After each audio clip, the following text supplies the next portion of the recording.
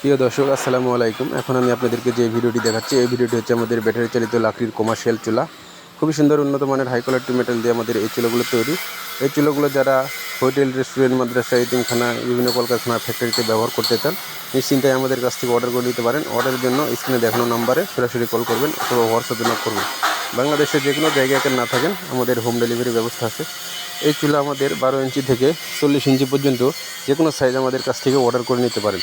এই চুলাটির গুণ, সামান্য লাকড়ির দ্বারা চার্জার অথবা ব্যাটারির সাহায্যে একটি ফ্যান দিয়ে আগুন জ্বালানো হয়।